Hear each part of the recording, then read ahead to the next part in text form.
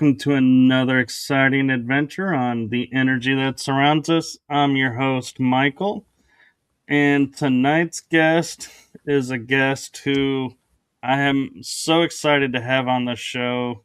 She has such a range of topics to pick from, so we are going to do our best to kind of swim our way through them all and kind of help give you all a little taste into all that she does because she does a lot. I'm not going to lie. And one thing I will say though, ahead of schedule, and this is something I do, and I haven't told her about this though, is from my heart and the heart of my shows to you, June. Thank you for your service. Thank you for that sacrifice.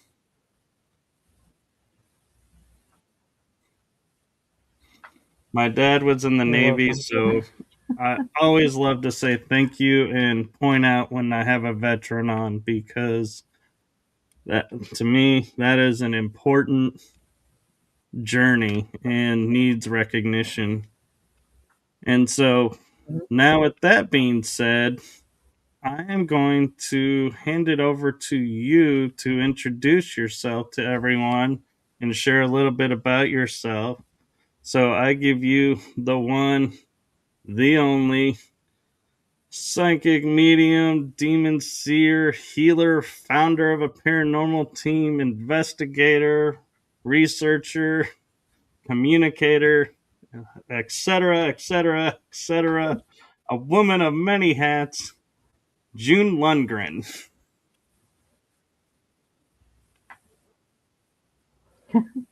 Yeah, sometimes too many hats. I was born with abilities. My grandmother raised me for the first 5 years of my life. She was a psychic medium as well. But there was a family prophecy handed down from female to female in our family from the 400s. All of the females in our family have abilities. It's only the females. But the prophecy said that a female child would be born with the ability to see, hear, communicate, and kill demons. And she knew the minute she held me that I was the fulfillment of the prophecy. And it's kind of, to me, it just seems normal. I can talk to animals. I hear them like I'm talking to you. I just have regular conversations with them. I try to help them if they have problems, and I do healing, and I've had the ability to see demons in their true form since I was about 4.5 years old. Before that, I saw them as most humans do, a black mass or a black figure or smoke. But after that, I saw them as the angels do. And all my life, Michael, the archangel's been with me. And he told me, he says, you're seeing them through the eyes of an angel because you have an angelic soul. When you're a kid, you don't know what that means, so you just, blow it off. But he says, I want you to watch the demons. I want you to learn how they work and what they do because you're going to need it when you get older. When you're a kid, you think it's just a game. You're like, oh, okay, yeah, okay, that's cool. He says, I'll protect you from them. They won't be able to see you. So, I thought it was a cool thing. But I had my first demonic encounter when I was in the military. And I was called out. I was working in the emergency room. I was called out to one of the barracks where a young man had gone missing for 3 days. And they were concerned that they were going to find him dead in his room. So they asked us, myself and another tech, to go to the barracks, and he opened up the door, and the man was sitting against the wall, curled up into a ball, and I couldn't tell if he was alive or dead. So I entered the room, and I heard a sound, and I saw a demon that was up in the ceiling in the corner. And I'm like, oh crap. So I went over to him. He was breathing, slow pulse. So we took to the emergency room. And we got there, we put him in a room, and then I went to get IV supplies, came back, and the demon was leaning over him, trying to draw his life force out of him. And that's the first time I saw my angel come forward. And my consciousness, it's almost like somebody else stepped in front of me and said, this one belongs to us. And whatever the demon saw, he ran the other way. So the young man, I went and saw him before he got out of the hospital. And he said, I had the strangest dream. He said, I had a dream that there was a demon was trying to take my soul. And a female warrior angel came and scared it away. And I told him, I said, oh, that's just God telling you he's got your back. Don't worry about it. I found out what happened afterwards, that he went to a party on base and someone had put angel dust in his soda. He is a chaplain's assistant. He wouldn't hurt anybody. But he got out of the military after that, of course. He does weird things to you. Yes, and that was my first one where I interacted with one. Yeah. And so I'm kind of Then curious because. Oh, go ahead. When I died and went to the other side, I was riding my motorcycle and some woman ran a red light and hit me on my bike. And so I was clinically dead for 2 minutes. Went to the other side, and Michael says, you're here because you need to understand who and what you are. And when you go to the other side and you're only there temporary, your physical consciousness, you see things through your physical consciousness more than your soul consciousness. And he says, you need to understand that this isn't who you are, this physical shell. He said, your soul is Ariel the Archangel. She's a demon slayer. It's time that you went back and did the work you're supposed to do.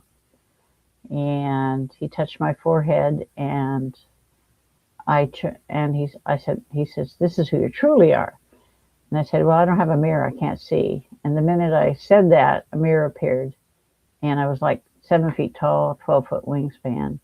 I had long, dark auburn hair and blue-green eyes. And I looked fierce.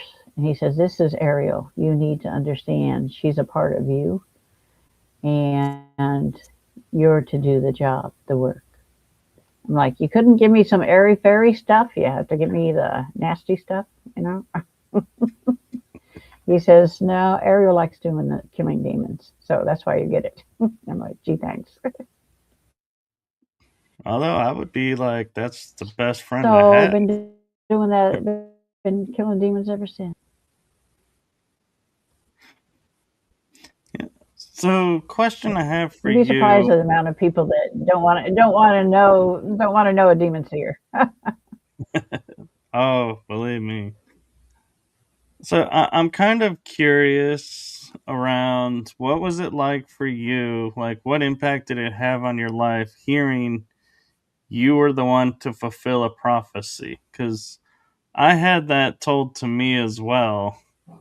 Like, I was born in a prophecy, but then I was like, it kind of messed my head up a little bit. So I'm curious what it was like for you hearing that.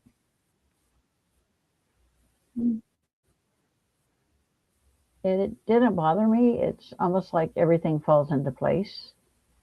And it's, hearing the story from my grandmother when I was a child, and it being such a part of the family, and my grandmother being a medium, it's it's as natural. It's like removing demons. That's as natural as breathing. I don't fear them. I don't worry about them. I don't. It to me is I put my pants on like you do, one leg at a time. I don't really think of anything special. I just do the work.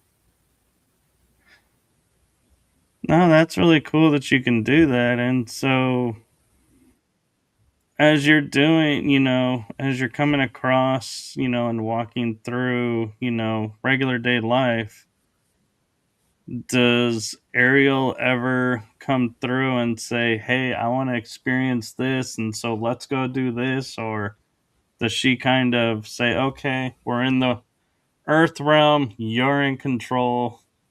When this arrives, I'll take Well, control." it's it's a 50-50 partnership. But the thing is, she didn't come into the physical world willingly. She was, there was an incident that happened in 1198 AD where there was a woman who cried out, you know, I'm possessed by a demon. She asked God to send her somebody to help. And so Ariel was sent. And when she got there, she knew that the demon had been summoned by the woman. And she had no care for the woman at all. It's like, you summoned this demon. So she reached in and she ripped the demon out of the woman, and it killed the physical body of the woman. And God was upset with her. And he said, you have no compassion for mankind. You have no care. He said, you're going to go back and live physical world lives until you learn to have compassion. And this is life number 131. So, she's pretty stubborn. I was say that's not an easy task sometimes. Looking at the world around us, I'm like, Nah, yeah, it's gonna be a while. yeah. And being, she considers it being stuck in a shell, a physical body. It's not something that she enjoys. That's why basically she has one leg on the other side and one leg in this world. I hear everything she hears. I see everything she sees. I know everything she knows, and vice versa. So it's good for her because she gets to understand humans, because the archangels have been, energy for so long that they really don't have a good understanding of what it means to be human. They haven't been physical for trillions of years. I mean, you're going to forget about that. And so every time she leaves the physical world, every time the body dies and she leaves the physical world, she goes to the other side and she lets them connect with her and experience the things that she's experienced in the physical world, so they can understand better what man is going through. Because otherwise they have no way to connect with it. Just like there's no distance on the other side and there's no time. It'd be like you being in your living room and walking over to the window and you're in a whole other country. You can be in a million places at the same time. That's very true. And And thought becomes reality in the light realm and the dark realm. Yeah. right. And so one thing I would like to ask is we talk about the warrior angels, and I know before we started I Mhm. asked, about the powers and different angels. Would you mind going over and kind of sharing your knowledge of the different angels that are out there and maybe educate some people on some of the angels that they may never have heard of because they're not talked about much? Yeah, a lot of the archangels are unknown to man per se.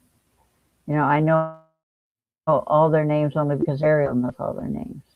And there is a hierarchy in heaven. There is, you know, God and his son. Then there's the Legion of Light, which is comprised of Michael, Gabriel, Raphael, and Ariel. And they are in charge of the other archangels. And then after the archangels, there are warrior angels. And then the next ones down are common angels and then common souls. The warrior angels are a special breed. They have to have absolute dedication to the light. They have to um, be able to sacrifice themselves for the light. And each each warrior angel has to basically apply for the job, so to speak, and they have to prove themselves, because you can't just say, okay, I'm a warrior angel. No, you have to be, they put you through tests, and you have to be, it has to be proven. You cannot just say, okay, promote me to a warrior angel, I'm good. But because there are those that don't make it, and they have to continue to strive to be better. And the common angels are the younger ones. They'd be like, the elementary school group. Then the warrior angels are the ones that have graduated, and so on. But there are over 300,000 warrior angels incarnated in the world right now, and over 300 million of them in angelic form walking there right now. There are only 7 archangels incarnated right now. A lot of people think that archangels do not incarnate, but that's not true. They incarnate usually for a reason. Either God has given them a job to do, so they need to come down and do it, or they're being, or they're striving to learn a lesson, like Ariel. She's trying to cultivate patience and have compassion for mankind. And I think that this is the last life she's going to live as a human. And I think she's finally learned to have compassion. Although she prefers animals over humans. But I think most do, so we can't fault her for that.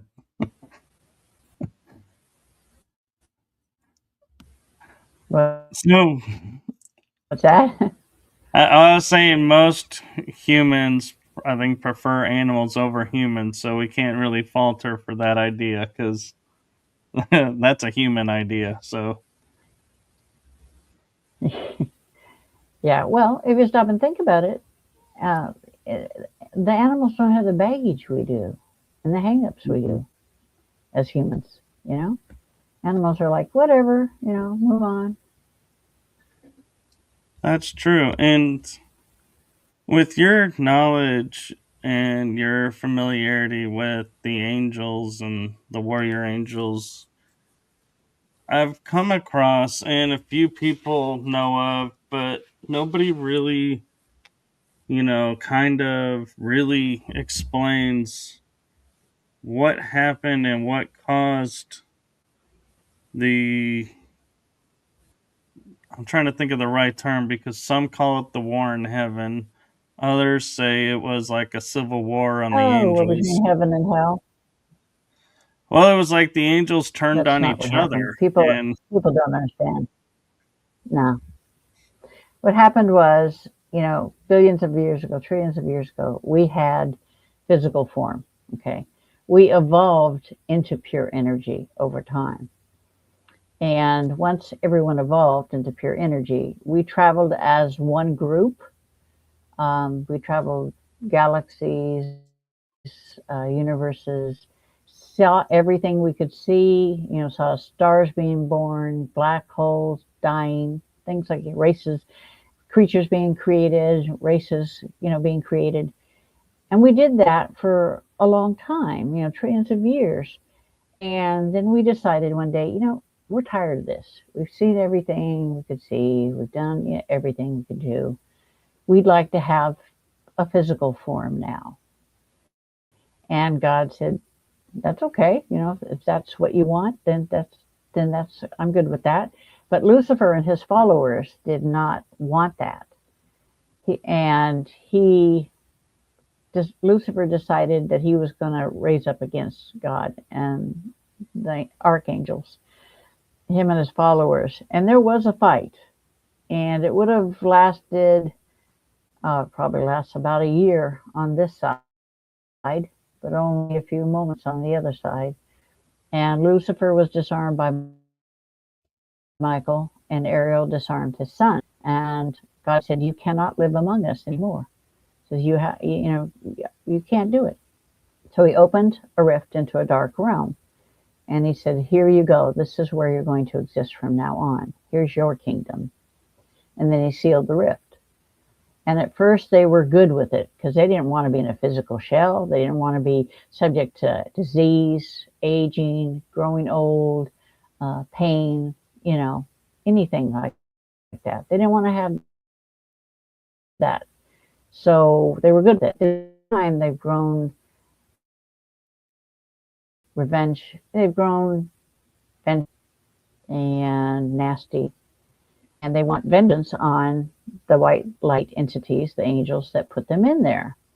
So that's why they will attack humans, because every physical body has a white light soul in it. So they just want to make you as miserable as possible. And they're pretty good at that job. Yes, they are. And we have a question for you in the chat room. John Mm-hmm. Dorch 8336 is saying, oops, click the wrong button. There we go. What are the names of the 7 archangels, and are 4 of them the Legion of Light? Yes. Ariel, Michael, Gabriel, Raphael form the Legion of Light. Metatron and Melchizedek and Ezrael and Azrael as well. Okay, and since you were born and you said at 4.5 you were able to see demons in their true form, what was that like, for you going through life? Would you go into meetings with people and be like, oh, I can't work here because you guys are infiltrated by these things and I don't want to be around that? Or, Yeah, that's yeah, that's the thing.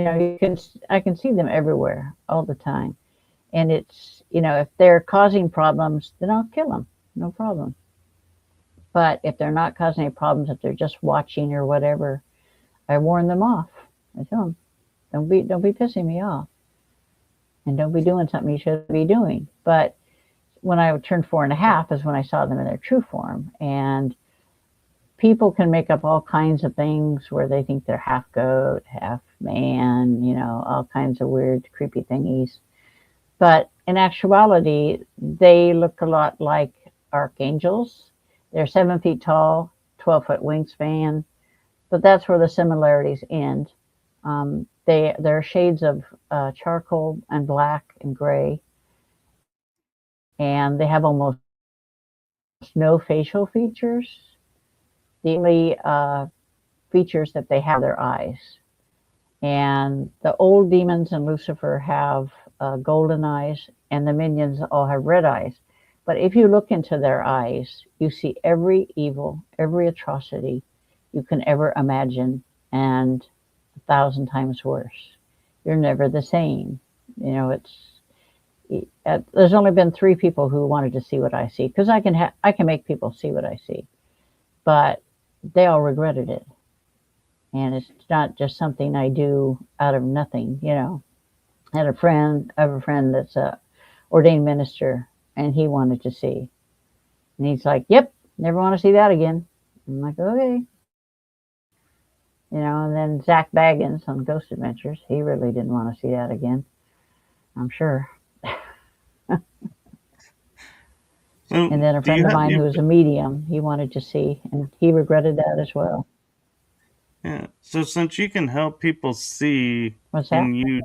Since you can help people see, can you take it back if they say no, I don't want this anymore? Or once your eyes are open, they're always I always open. take it back. Yeah, no, they won't. They can never forget what they see, but they'll never be able to see it on their own. That's it is like Zach. I told him, I said, you have to come back here so I can take it away from you. I said, the sight away from you, because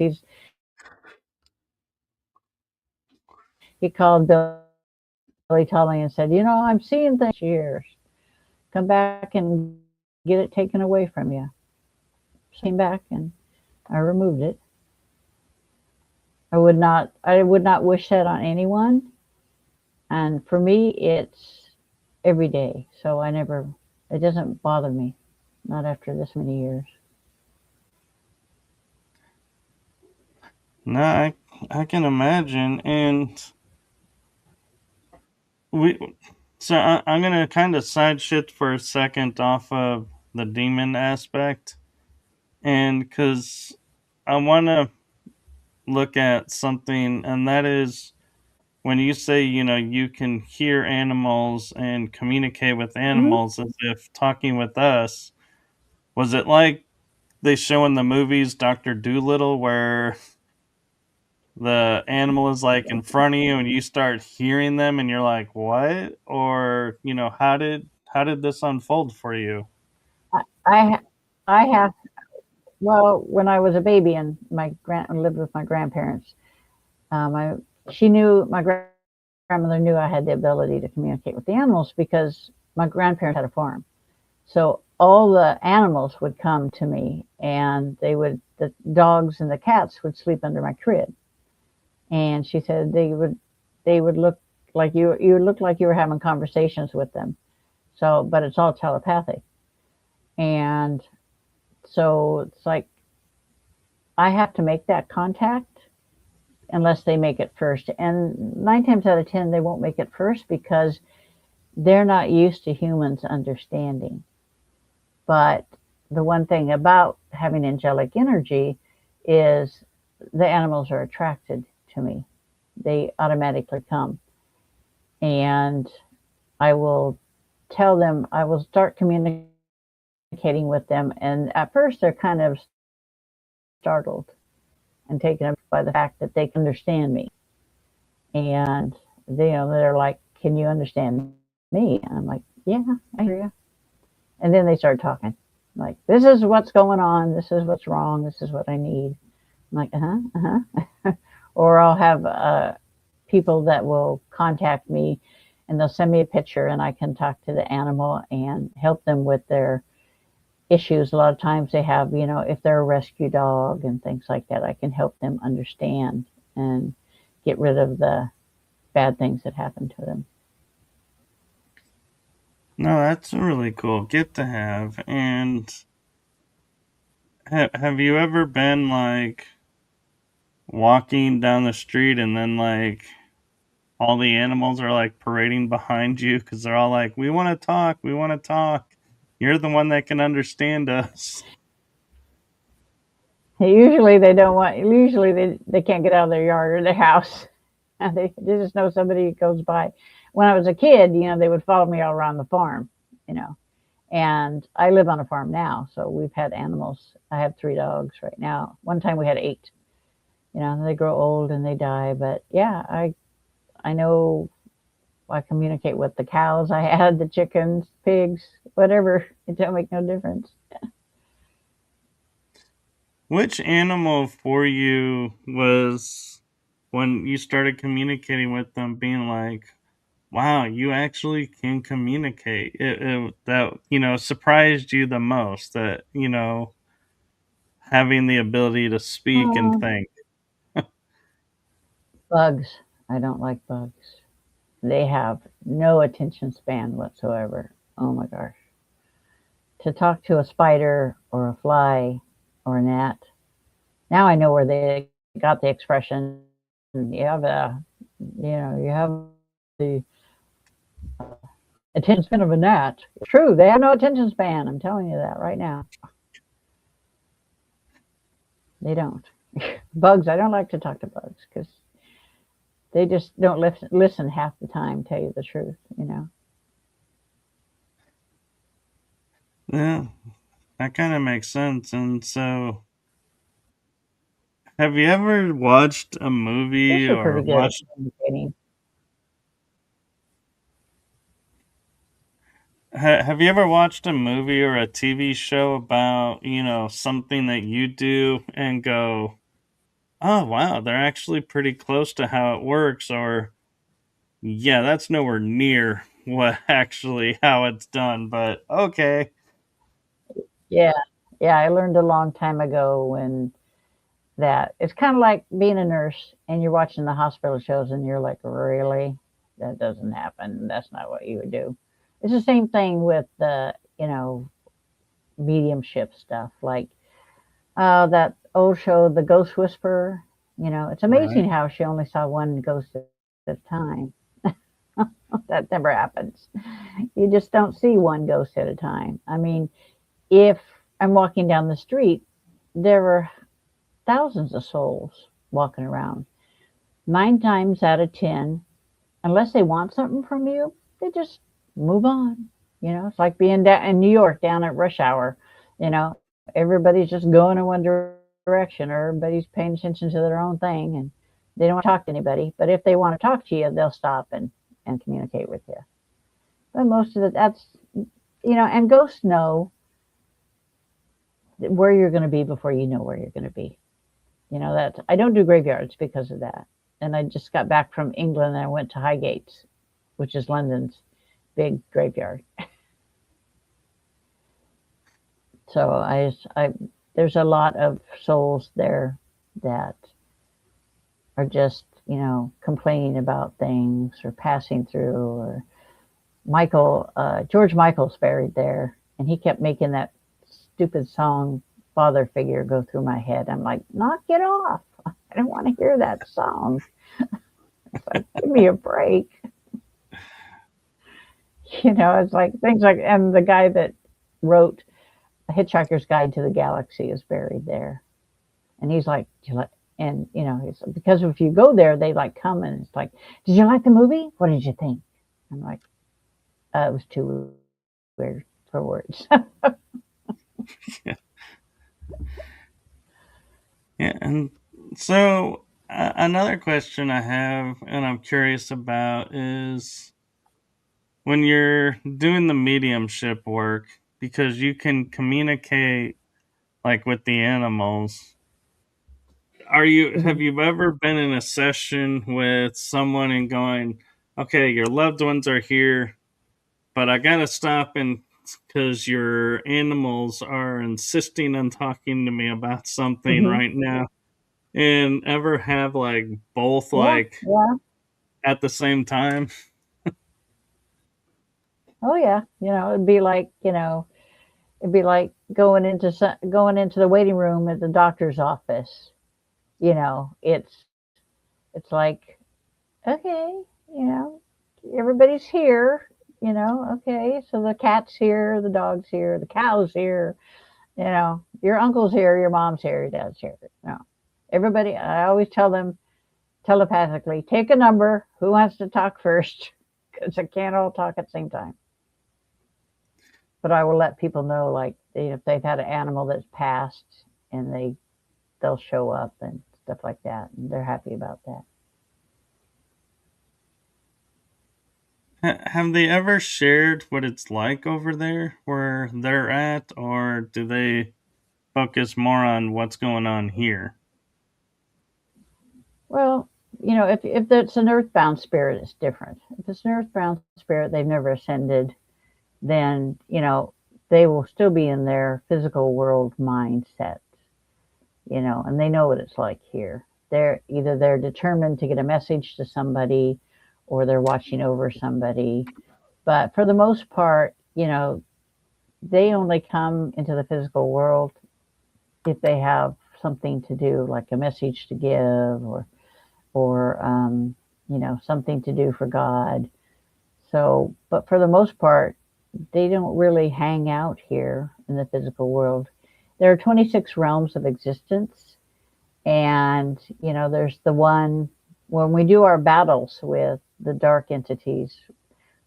There's a realm called, I call it the no man's land, because it's a realm where both light and dark can go to do battle, and that's an unusual realm of existence. It looks like a big giant field surrounded by trees, and it's like the days when the knights were fought against each other. How they would run at each other, and do battle in the middle. It's kind of like what it's like, you know.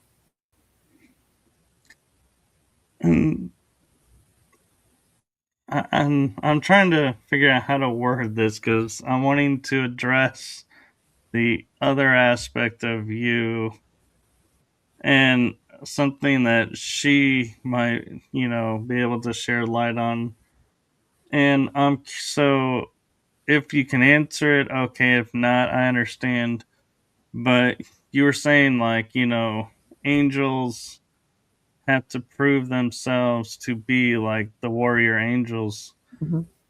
What is that Right. process like? What, do they, have to go through trials and tribulations, or, you know, how Yeah, how do they? they have to earn, basically they have to earn their stripes.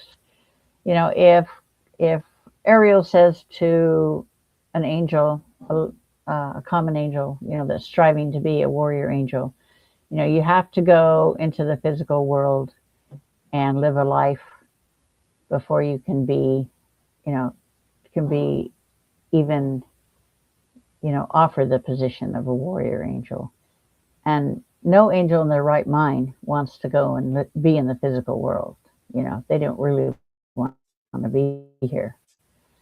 But part of that is proving the fact that you will go into the physical world and live a physical life to serve the light, even if it means laying down your life for it. There's that type of thing goes on all the time. That would prove, that you would give your life for the light, and that would prove that you are dedicated to doing the work of the light, no matter how much you hate to be physical world person. And I'm kind of curious too if some of the common angels, when they came to live, here on the earth and do their trial, were like, hey, I actually, this isn't so bad. I want to stick around as a No, human. no, I haven't come across any that did. And I've been in touch with over 4,000 warrior angels. They find me, they come to me, and to so I can tell them their name. And each warrior angel has its own name, which brings power with it. And they have their own abilities. Some are specialists in uh, strategy, healing, communication. Uh, they do. Each one has at least one specialty. And usually, when they are born into the physical world, those specialties will come out in a physical form. So, if say you're a healer on the other side, say if you're a healer warrior angel, and then you're born into the physical world and you become a nurse or a doctor or a psychiatrist, some listener of some kind. There's all different kinds of healings. Then that will show up, because that's what you'll be. And so I want to take a sidestep for another second because you are the founder of Ghost and Girls Paranormal. So I'm kind of Hmm. curious, how did that group come about and what made you decide to form a group, and what all your do you have a specialty that you do in the paranormal, or are you a team that just goes out Yeah. just to go out? No, it's Ghosts and Girls Paranormal. I formed it. There was just the two of us, um, me and my friend Wendy. Uh, I do all the heavy lifting. I do all the demon stuff. But Ghosts and Girls Paranormal specializes in negative entities, identification and removals. So I do the removal part of it and the identification part of it. And Wendy does, I would say she's a diplomat. she talks to the clients and stuff, because my thing is when I get to a location and there is a negative entity there, everything else fades away but the need to kill the demon. So, she'll talk to them and explain what I'm doing and how I work, because I have that like one track mind. I'm there for the demons, and that's all it's about. So once I remove them, people say that they feel everything feels much lighter. They don't have any problems with them anymore. And, it because the demons will take over your life and destroy you slowly but surely. And that's So the main what? reason I founded the group, was to help people. No, that's very admirable, and thank you for that. And what what do you have to say to people in the paranormal community who go and claim to be like the people who, like, some call themselves demonologists, some are like, oh, Mm. I've taken on like 5 or 6 demons already, and if you have any, let me know. I can totally, you know do you see them and be like, no, you're not? Or Most, yeah.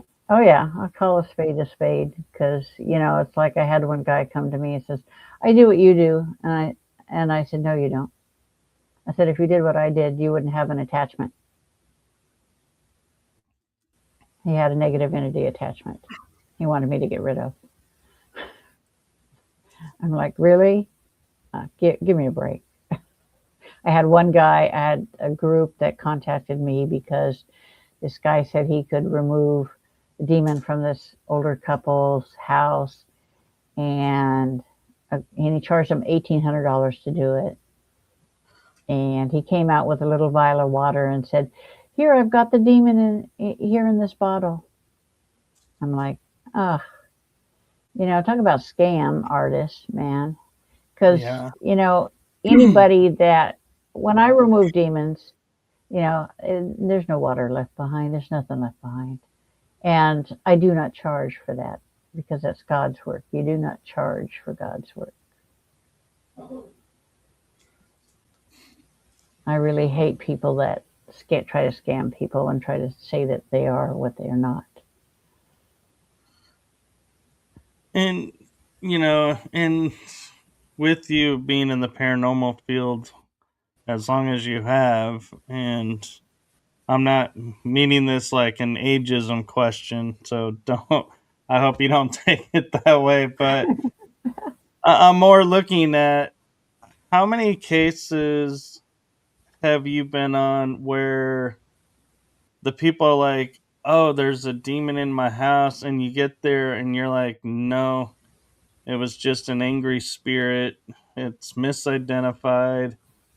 Do you find that more often, or do you find because people believe it, so they manifest them and they are there? Oh, people, yeah, people will think, oh, automatically people go to the mindset of, if something negative happens, it's a demon. Everything's a demon. It's like, no, you just pissed off Uncle George over there, and he's throwing things around. It's like, if there's nothing there, that's negative, I'm going to tell them there's nothing here that's negative. Here's this person, or they're like, okay, I went in on a case with the children's theater, and they called me in because this demon, quote unquote, was scaring the kids. It was like an 8 foot tall shadow person, and it was scaring the kids, and everybody was seeing it. And I went there, and I'm like, really? I'm like, it was a short, fat, balding guy who never got any respect in life. So he was damn sure going to get respect in death. So he made everybody see him as an 8 foot tall shadow person. I mean, spirits, demons, angels, they can make you perceive them as they wish to be perceived. big bad, But see, they can't do that with me because I can see through it all. So they think they can until they meet me, and then they're like, yeah, okay. I said, don't do it again. I'm sending you back to the light. Goodbye.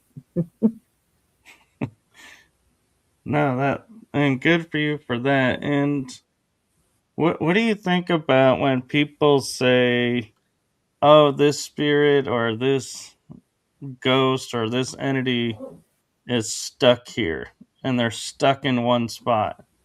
Do you feel that's actually true, or that that's a misnomer and like kind of like disinformation It because they're energy and we can't contain and keep an energy somewhere?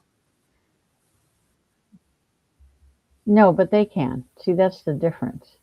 If they don't want to leave a location, or they don't want, they have the free will. If they don't want to leave the location where they died, or location where their loved one, is living, then you can't make them. Some of them will see, say, some of them will die like 200 years ago, right? And they don't see the passage of time. They don't see the changes that surround them. They still see the house or the street or the building as it was when they were alive. They don't grow, they don't progress. They become stuck in their own time. In that manner, it does happen quite a bit. And so, But it's up to the individual to say, hey, I don't want to be here anymore, and leave. right. And so I'm kind of curious with, the work that you do, seeing, being the demon seer or seeing the spirits, the people. Have you ever come across entities where you're like, you're neither human, ghost, or demon? It's like, what some people would call like a star race, like an ET coming. Have you ever come across? Well, yeah, there's ETs. I've been in communication with them. I don't really like them. They communicate telepathically, and I really don't like them. But I've come across. Well, you have the watchers. They're kind of neutral. They literally they that's what they do. They watch. And then there are the harpies. The harpies are kind of like scavengers of the people of the damned, so to speak. It comes straight out of darn Greek mythology. But yeah, they kind of, the first time I ran into them was about, I don't know, about 15, 20 years ago. And I'm like, I'm headed home. It's night. And I hear this flapping of wings. And I'm like, what the heck is that? It's dark. What is going to be out here flying around? And so I slow to a crawl, and I see these creatures up above my car. And my grandma, who's been dead for a while, she says, pay no attention to them. They're the scavengers of the damned. She says, don't invoke them. Don't provoke them. Don't talk to them. I'm like, why? It don't make no difference to me. She's like, no, they're not nice. I'm like, okay, fine, whatever. But you see them from time to time, just like the watchers. You see them from time to time. Have you ever come across I the just Fae? ignore them most of the time. Yeah, that's what I Yeah. do. Yeah. Ignore. And when I went to, it's funny, when I went to Scotland, yeah, when I went to Scotland, yeah. And, that just, they don't really bother you. They don't bother me because the angelic energy, they can see that, and they don't want to have anything to do with it. So they'll, when I went to Glasgow, and I went to Edinburgh and some parts of England, I went to Stonehenge, that type of thing. You'll see them everywhere. They don't bother me, and I don't bother them. No, that's the best way to be in doing your healing work. Have you ever come across to where like somebody, you know, let's say like Ireland. They built a house where they shouldn't have, and the Fae now are upset. And so when you're doing healing work on them, Yeah, going, oh, you pissed off these people, so if you can make amends with yeah, them, this will get better. And yeah. And this is what you need to do to make amends. Yeah, I usually will tell them what they need to do, and 9 times out of 10 they'll do it because they don't need any more problems. You know, kind of like the Native American stuff here. You plant a tree, make them feel better. You're building something on their land, and it's their land. Don't be pissing them off. yeah, and I'm kind of curious your opinion of like the UK versus the US in the fact of, and when I say UK, I know this isn't politically correct, but I'm referring to Britain, the British Isles, and Ireland as one entity, not the individual In countries. Scotland, Just yeah. Although they yeah, don't consider themselves that, yeah, yeah. I'm just yep. saying this is for the. I'm only doing this for the point of this conversation piece, not for anything else. But I've noticed over in the UK, the Fae are more entwined with life, and even though they don't believe, they still have respect for them, and they still will follow the traditions Hmm. of what's Right. going on and interacting with them. But here in the US, we don't seem to care. And so why, I'm curious in your opinion, why is one area more connected to and another area seems like you can't get an extension cord long enough to connect these two? Well, because if you stop and think about it, the UK has been around for a long, long time. They have a lot more history. They have a lot more tradition, rather than the US, which is a younger nation. You do have connection if you're Native American. They were here long before the white man came. So, it's all about the traditions and belief and the age factor. They've been around forever and ever. The U.S. is a new country, and we blow everything off, and we shouldn't because there's a lot of things that everything's new. Yeah, instead of rebuilding something, you buy something new. You don't fix it. You buy something new. You throw it away. And that's what we do in the U.S. Whereas in England, we'll fix it. We'll keep it. We'll observe the traditions. Um, my friend that I was visiting, her husband died at 59 years of age suddenly, and he was from Ireland, and she was born in Essex. And so he was a lot more steeped in tradition than she is, but she still has that built in tradition from her grandmother and her mother's mother and, way back because they've been there forever.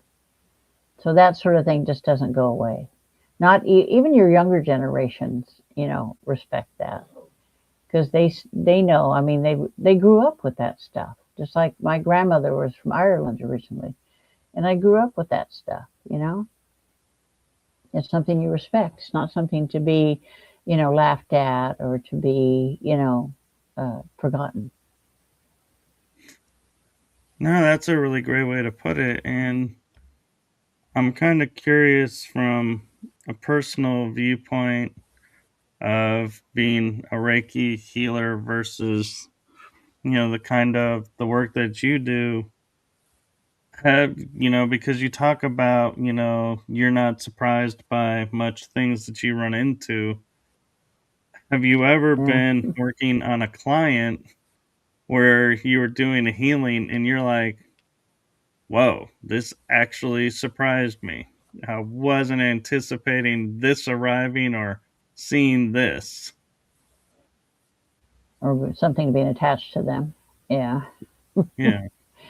No, not really surprised. I mean, when you're doing healing, it opens a door. So a lot of things take advantage of that and come. Like if I'm working on you, your family that's crossed will probably take advantage of that and come and talk to me and get, if they have a message for you and you give them the message, and or if they have something that's attached to them that shouldn't be attached to them, I'll just remove it, and after the session, I'll just let them know about it. So, I usually know, sometimes people will get a earthbound spirit that's attached to them because they look like somebody that this earthbound spirit knew in life, or they're looking for someone, or they'll if I'm hanging around, they'll come and they'll ask me, "Can you help?" That type of thing. So, Yeah. You made a point earlier, and I kind of want to piggyback on it for a second, where you were saying a spirit could be 200 years old, but it sees like the house or the building as it was 200 years ago. So when we right. see spirits, that seem to be walking through walls or hovering in the air because they're going Hmm. upstairs, so to speak, could that be that that's because Right, that spirit is right. operating in the Or they're going through form a of an door entity? that no longer exists. Yeah. Right. So is it, Hmm. you think it's Yeah, more they're of still they're stuck in walking their the, in their era. Yeah, it's just normal. Hmm. so people shouldn't Yeah, be they're walking freaking through the out? house the way it used to be when they were alive, and they still see it that way. No, they just like it's like I don't believe in people provoking, because I always tell people, I said, listen, if you want somebody to come in your house and yell at you and tell you to do something or not do something, just to get a rise out of you. That if you don't want somebody doing that to you, stop doing it to the people that are dead. It's not nice. Don't do it. It's not cool, no matter who you are and what you're trying to achieve. Right. And I often will tell people, when you walk into a building and you're like, oh, I smell sulfur, there's a demon here. And it's just an angry spirit. Hmm. And you go public saying there's a demon. So then the next team comes, smells the sulfur. They're like, oh my Right. God, there is a demon here. It is a demon. And another team and another team. So we're finally, that angry spirit's like, hey, you want a demon? I'll give you a demon. So do you think that actually, happens to where Yeah. the Yeah, it can happen. investigators You are don't piss off. Yeah. Yeah, they're making something out of nothing. Something that's not even there. It's it's kind of ridiculous, but people do that. I don't understand it. Why is I tell people, if you're going to investigate, if you're going to do a paranormal investigation and you think that you see something that looks like a demon or a dark entity while you're at the location, do not acknowledge it. Because if you acknowledge it, it's like you're waving your arms and saying, see me, and it'll attach itself to you, or at least cause problems for you for a while. You just can't do that. It's like it would be equivalent to walking in New York in rush hour with everybody walking in one direction, and you're the only idiot going in the opposite direction. Everybody sees you, and right. so the demon sees you. Yeah, Right. And the other part of my question though is because so many people are putting the energy out that there is a demon there, can they manifest one? And one they they does can appear. attract one. Yes, yeah, they can attract one in the dark realm and in the light realm. Thought becomes reality, and it is the intention behind the thought that gives it the power it needs to manifest. So if you've got all these people thinking there's a demon there and it just keeps going on, you're going to attract the demons. They're going to say, "Hey, what's going on over there? Let's go and check it out." And then Yeah, you're screwed. because I like to say to people, demons are real. I get that, but they're not everywhere. They're not always around at every No, location. And like, I don't, and I kind of poke fun at, like, I'll say, for this example, Sheboygan, just because it's the name that pops in my head, going, oh yeah, there's a demon at the corner store in Sheboygan. I'm like, I don't see a demon going, Sheboygan's the place to be. There's a lot of activity over there. I'm gonna get a lot of energy. I feel like if there is a demon, they're more attracted to hot spots where there's a lot more stuff going on than just yeah, everyday demons are. life Yeah, they're drama. more attracted to. Yeah, yeah, exactly. They're. You'll find demons in prisons. You'll find them in hospitals. You'll find them in care facilities. You'll find them anywhere where there was a battle. Anywhere where there's a lot of negative energy, whether it's from humans. I tell people 99.9% of the negative energy in the world is from humans. It ain't from demons. Man, Yeah, figure it out. I agree. And Demons like, 1%, 0.1%. here's an interesting thought that I started thinking about, is because, like you pointed out, the watchers, they can't interfere, they just watch.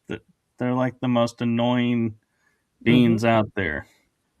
I know I have memories of being Yeah. one, and I hated it because I was like, what do you mean I can't do anything? I Yeah. obviously need to do Yeah. something. It's just boring. It's got to be boring as hell. It is. But when I look at history, and I look at like battles, and let's take Gettysburg for example. We talk about Oh, how yeah. angels are, you know, nudging us in certain ways to do certain things. And I feel like demons kind of can do the same thing, nudge and everything. And the fact that this 3-day battle took place on a site where nobody wanted to have a battle, there was like no strategic value to this place. I can't help but think in the back of my mind, going, did a demon tap somebody on the shoulder and go, turn right here instead of turning left? And boom, they both collided, and it was like Yeah, they got what they they can do wanted. that. Hmm. Exactly. Yeah, demons whisper in your ears. They can go into your mind and influence you to go left instead of going right. But this angels can do the same. They can say go left instead of going right. But and people don't even realize it. They just think it's their own thoughts. But really, it's not. Demons will do that a lot, especially if the person is easily influenced. If they're not easily influenced, they'll find somebody that is, and they'll whisper in their ear, do this or do that. Yeah. Fire the first cannon, and everything will be okay. And the other reason why I asked that and used Gettysburg as the example is, everyone that all the books that I've read, and I haven't read them all, I guarantee you that, but the ones that I have and the shows that I've watched about Gettysburg, the one common thread is the general, being Lee, was making decisions he Mhm. normally doesn't make, and it was blunder on top of blunder on top of blunder, and it basically brought about the end of the CSA. So on one hand, you could say, Yeah. well, he was being influenced by the demons because he's acting out of character.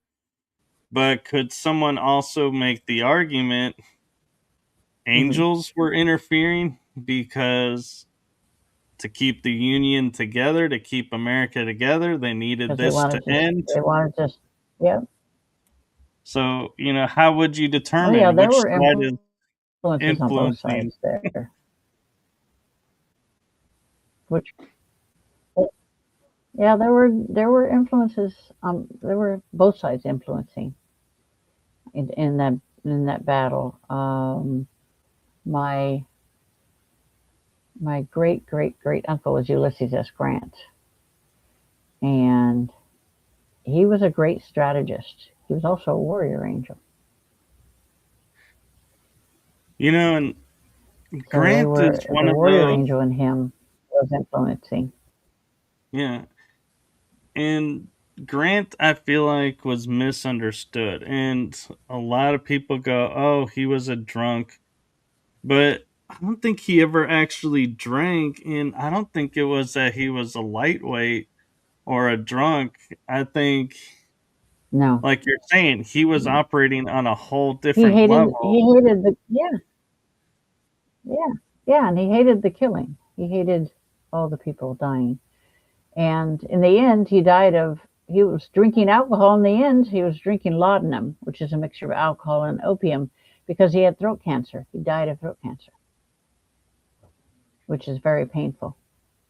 Yeah, but But Mark Twain wrote his bio.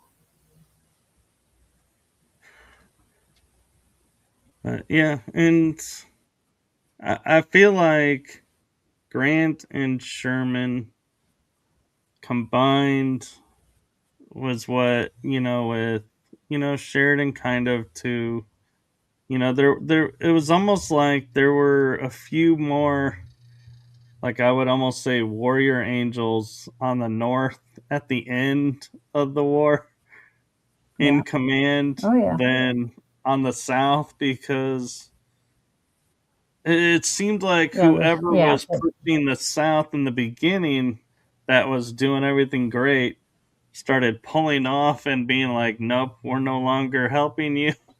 And it Yeah. was a blunder Yeah. here, a blunder That there. was. Yeah. That was the demons. Yeah. The demons were the ones who started with the South. Yeah. And then once more of the warrior angels got involved, then it's like, oh shit, we need to back off. Yeah. And I will say, I've had people talk about, like, it, we call it the astral realm. I don't know what term you use for it, but when we're traveling in our sleep state, basically, Hmm. I'll hear like a friend in trouble, and I'll make this entrance, and I'll be like, get up, kind of dust, myself off, if I came through dirt, or, being like, oh, let me get the dirt off of me, like, no big deal. Sorry, let me clean myself off for a moment. Or if I just phase in, I'll just look behind me, and then I'll look back and go, what's going on? And it's like this entrance that I make, it seems like it stuns whoever's on the other side. And they're like, okay, either they flee or I take action super fast. And you had mentioned earlier, and I'll share this because it's you were saying it about my story, is you like I had the warrior angel energy in me. Is that Hmm. what makes that entrance so impactful, and where I've come off kind of like Yeah. almost And, cocky? and yeah, it makes it much easier. Yep, and it makes it much easier as well. Okay. When my friend's husband died, she asked me. She was in the hospital when he died, had surgery, and she asked me to have Ariel bring him to her. And so I sent Ariel to bring her husband to her. And she said it was a couple of minutes later, and she let me know he was, she had brought him, and that she could say goodbye to him. And I knew it would be a while um, before he would be buried, because she had spinal surgery. So I asked Michael to preserve his body, until she could have the funeral, which was 2 months later. And the mortuary couldn't figure it out because it would be like he just died yesterday. There was no decomposition or anything to the body, and they buried him. That seems kind of strange because you would think the mortuary would have facilities, to preserve the body, and they wouldn't be shocked that the But body is they actually being preserved. no, because the body still does start decomposing, even though you take the blood all out and stuff. The tissues and stuff start decomposing. So they couldn't figure it out, and um, I told Michael, I said thanks for doing that for her Yeah. because she couldn't have the funeral because she couldn't walk. So Yeah, and it's kind of interesting in my head because I would be thinking that, well, I guess no. I was going to say I would have been asking Raphael, but Raphael's the healer. You weren't wanting healing. So, yeah, he probably would have been the wrong one to ask.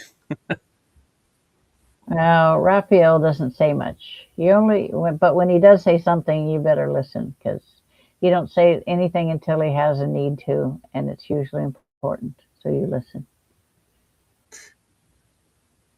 Now, I do have a question maybe you and or Ariel can answer. Is each of the archangels that we've been like mentioning recently, they have sigils Hmm. that are like everybody knows them by that sigil. Like Michael has the blue flame sword. Raphael has the staff.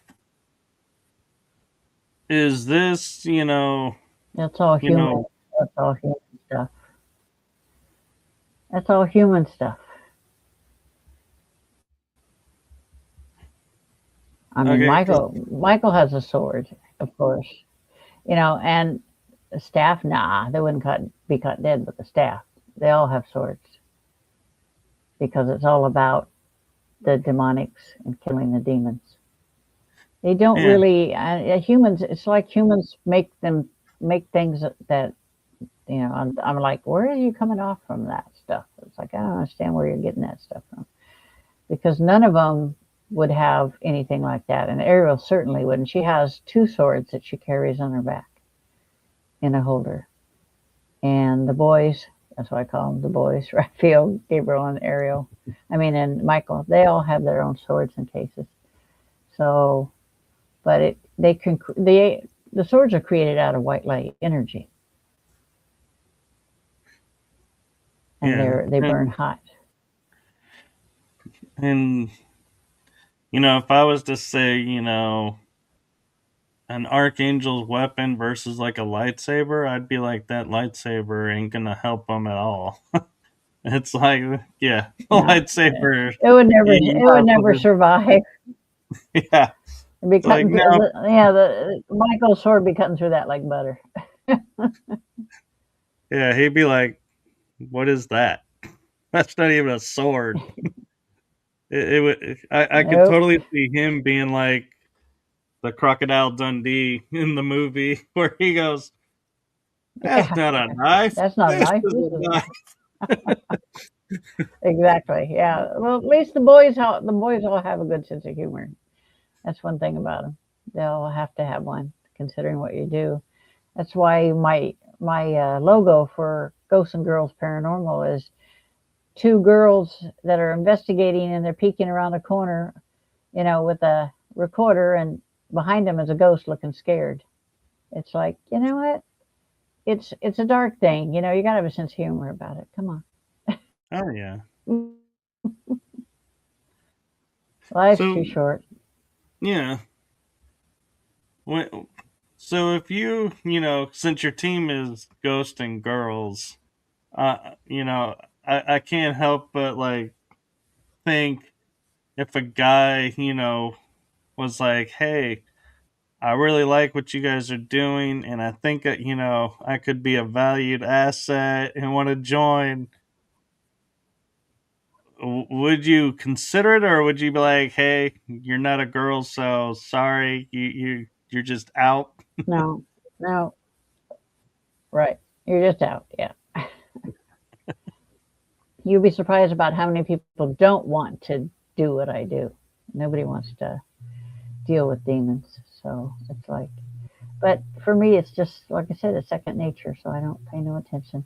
So, Yeah, I don't go looking for them, but I have a feeling, and it's just a feeling I have inside of me that if I came across one, I'd be standing my ground and being like, "Yeah, this isn't going to end the way you think it is." And I have that inner awareness, but yeah.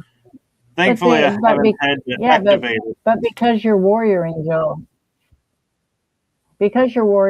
is front and center, they won't mess with you. Because Michael trains your warrior angel.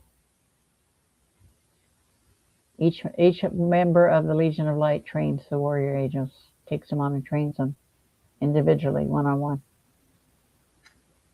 But can a warrior angel ever rise up to archangel, or the archangels are forever the archangels, They and are, what's that? yeah, yeah, yeah. Warrior angels. That's as high as they can go, but that's a privilege for them as well, and they're happy to be the warrior angels. They're like, the in the battle, you have the ones that are out front, which are the archangels, and then you have the meat of it, the warrior angels in the battle. Yeah, and I can't help but thinking, because our entire history has been borrowed from one thing to another throughout time.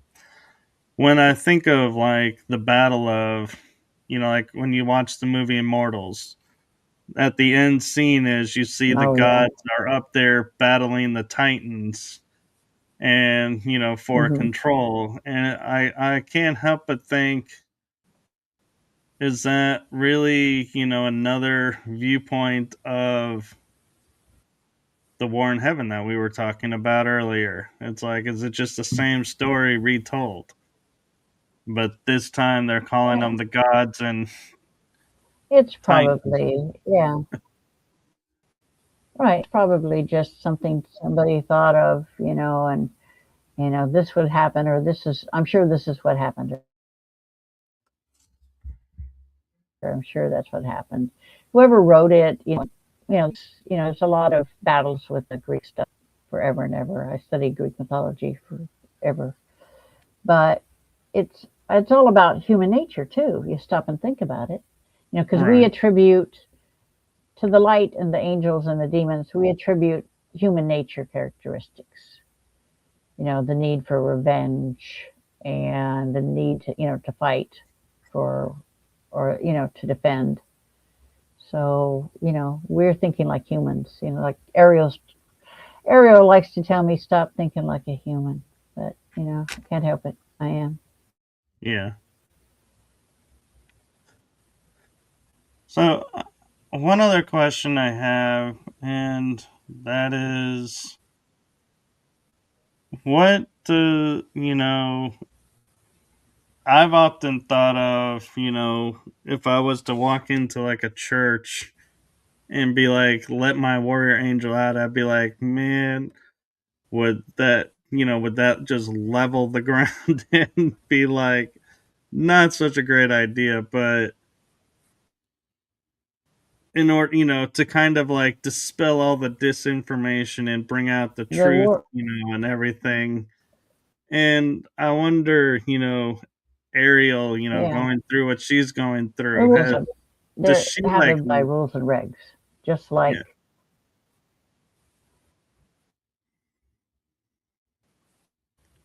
and Ariel has to live as well. There are rules and regulations for the archangels, just as there are for the war angels. And there are certain things she can and cannot do, and there are certain things she can and cannot tell. So it wouldn't be allowed. And again, it would attention, draw the demons, and there's plenty of rogue demons out there that would cause problems. They would try their darndest. Because the rogues, instead of normal demon, would come at you like a linebacker, and just tackle you. Okay, rogue demons don't do that. They work around you. They influence the people and places around you so that you don't get what you want, so that they keep you from getting what you want. Say you go for an interview for a job, and the person says, "Oh man, you're perfect. We're hiring you. I'll give you a call and let you know about when you're going to start." And so you go home feeling really good about it. And then you get a call the next day saying, "Oh, sorry, we hired somebody else." That's the rogues preventing you from getting what you wanted, that job, Right. or that car, or that house. That's how they work, because they learned that from the ancient demons. And nobody likes the ancient demons. No. And yeah, and I hear about people saying they want to bring back this or that, and I'm like, no, you don't. you have no idea what you're gonna unleash. Yeah, it's like people that, summon demons, or they'll hire somebody to summon a demon to stick on somebody, which really pisses me off. And so what I do when they come to my attention is I take the demon that they had stuck on some innocent person, and I stick it on them, the person that summoned it. And for some reason, they don't like that.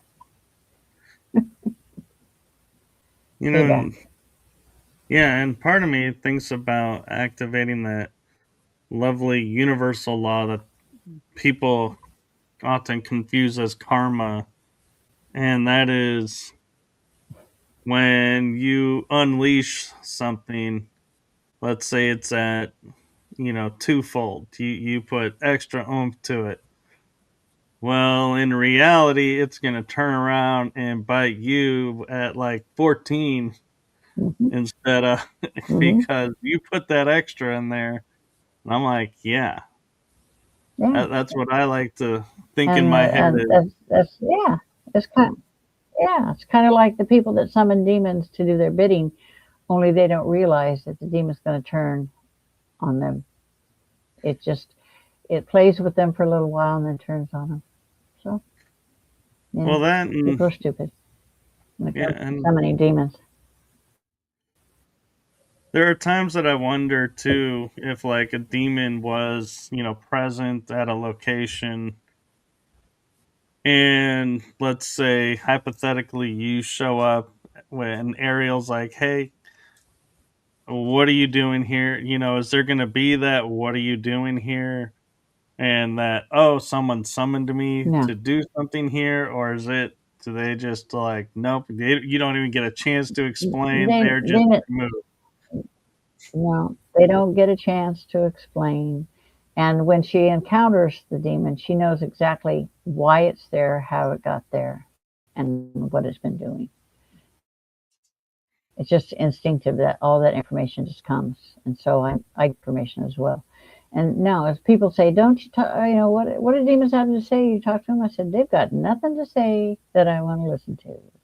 So I don't talk to them, except Lucifer once in a while, because he wants something. And I find it interesting, talking about Lucifer. When people look at like what the names of the angels and archangels mean, Lucifer to me is the one that's most confusing actually, because if I'm not mistaken, isn't it like son of light or something, which seems quite opposite of Uh, what he's doing? yeah, right. Yeah, I think it means bringer of light or something. I can't remember. I just went brain Yeah, dead for a I moment. think it is bringer But of it's like light. Ariel's name. Ariel means, yeah, Ariel means Lion of God. defender of heaven. And Yeah. sometimes she'll appear to people in between lifetimes as a white winged lion. So,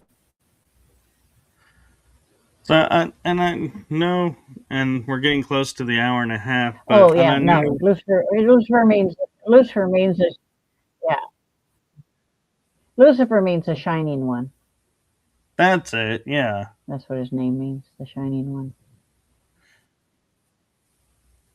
But being that we're getting close to the hour and a half, we touched on this earlier. You hit on it, but I want to kind of clarify a little bit, and that is so using the hypothetical because, and I'm going to say hypothetical because we're still existing, but you and I transition on. We both have warrior angels attached to Mm-hmm. us. When we transition on, do they transfer to another human to continue the work, to continue No, what their task is, or do they go through a review kind of like we do and determine, hey, I'm finally done, don't have to go back down there anymore, mission accomplished? no, that's the confusing thing for a lot of people is that even though my soul is Ariel, so even though we're separate, I have a soul consciousness and I have a physical consciousness. Even though we're separate, we're one. So when this body dies, she goes back to the other side. Your warrior angel goes back to the other side. And then they make the determination if they want to come back again or if God gives them an assignment, then they'll come back, or if they want to stay on the other side. So this is her last incarnation. She's not coming back. She doesn't want to. She's not going to. Yeah. She's going to And go back and just spend the rest of her time up there. okay. Well, congratulations to her. And hopefully it's not anytime soon because I'm sure you have things you still want to Yeah, accomplish. when I'm 98, I've seen my death, so I don't worry about it. One thing, real quick, I want to ask you about, and because this is a rare chance to talk with angels about this, is the premise of the movie City of Angels, where an angel decides to quote fall to have the human experience, and they have to give up their angelic heritage and become mortal. Then they were like, the reason he became mortal is taken away. And they're like, was it worth it? He's like, yes, it still was worth it. But my question is, one, if an angel does decide to become mortal, when their time is up, are they caught up in the now human reincarnation cycle, or can they return to angelic status? No, they just return like me. It's like when this body dies, Ariel just returned to the Legion as usual, like she does in all the lifetimes. She goes back to the Legion. It's about learning and growing, and most people that reincarnate, the reason the soul reincarnates is to improve itself, is to learn and grow. And in Ariel's case, she's growing in the way that she's learning to have compassion for mankind, you know, even though she didn't have any compassion for them in the beginning. But living the physical world lives has been educational for her. She has And learned so, a lot. yeah, and if you have a near death experience, technically dying, is she released and then you come back still, or because you come back, she comes back and it's like false alarm, sorry, you're still here? Yeah, the thing is, yeah, No, I was clinically dead for 2 minutes, so I was dead, and um, Ariel went to the other side, and my consciousness went to the other side as well. She took it with her, and so that's why I experienced everything I did on the other side, and understood what I was meant to do. And like Michael said, you're meant to come here and experience this so you understand who and what you are and what your mission is in this lifetime. So it's like, okay, whatever. Yeah. It's like not like we can argue with them. Yeah. It's like, yeah, it's like, all right, whatever. I'm easy going. I'm pretty mellow. Except if you piss me off, then Ariel comes forward, and it's never a good thing. Yeah, and uh, just wow. I'm like wishing we had more time because I'm feeling like there's so many more aspects of this that we could get into, but yeah, it is an hour and a half, and I know you probably have other things you need to get to, especially returning from a trip recently. So I'm sure you're wanting to get some rest too. Yeah, I was up for 26 hours when I finally got to sleep. Yes. So one thing I like to do to wrap up my shows and to end my shows is kind of similar to what I did earlier, but in a different manner. And that is from my heart and the heart of my shows to you. Thank you for what you're doing for humanity.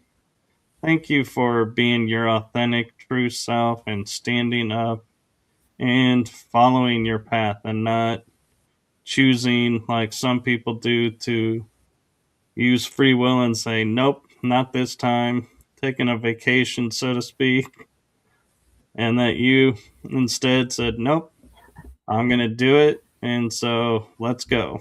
So thank you for that.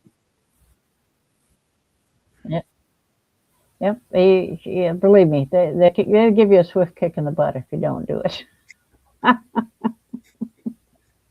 Yes, and before I play the outro and sign out for the night, you have some books. Would you like an opportunity to promote your books for a little bit? Yeah, I do have, like, I released last year, the Angel Primer.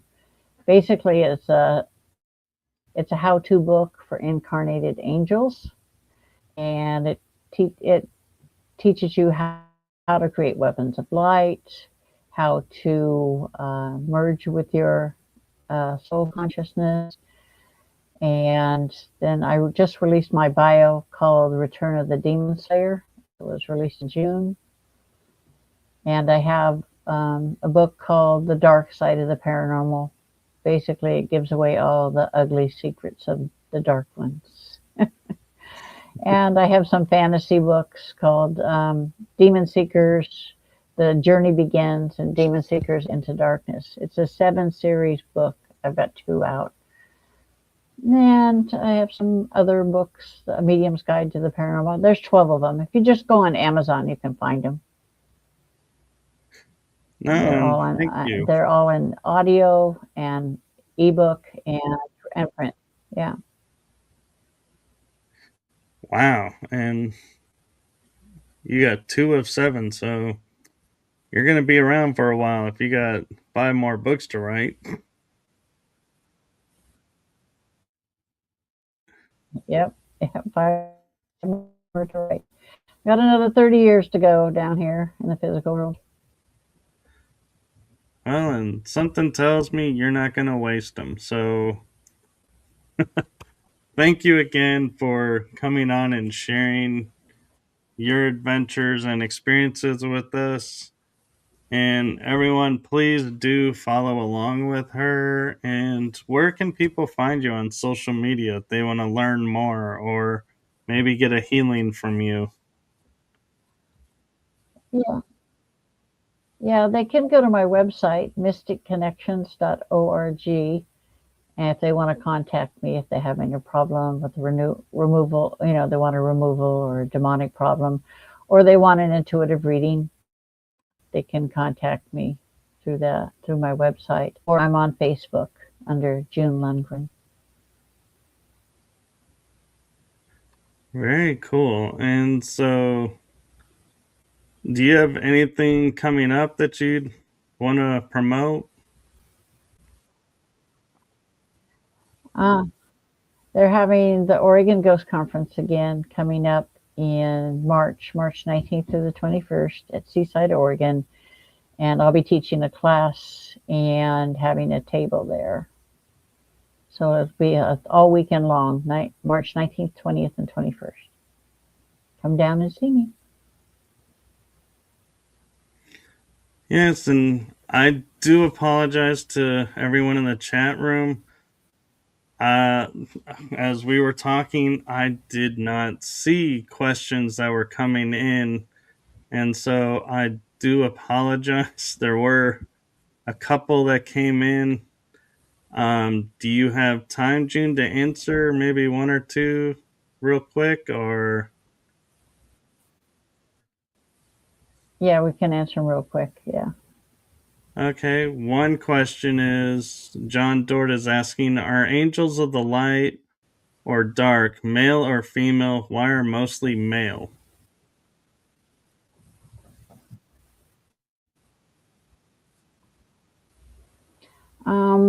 That they don't really have a sex per se.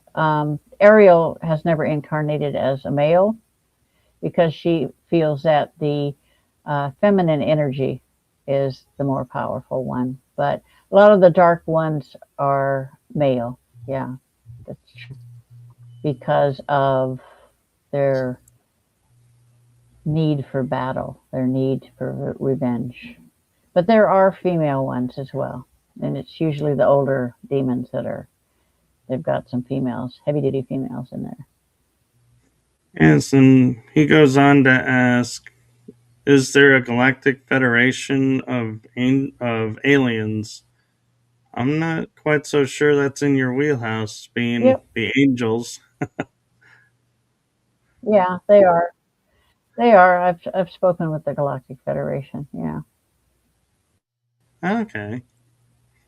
They don't get involved most of the time. They're the type that want to just sit back and watch everything happen and not get involved and not help, which is irritating. Yeah, and John also was asking, who is Yahshua ben Joseph, the Jesus Christ? Who is the Holy Spirit? Holy Spirit is not an entity per se. It is the light itself. The what you would call a God consciousness. People seem to think it's a separate entity, but it's not. And Jesus is actually the Son of God. He was created by God. He created his own son.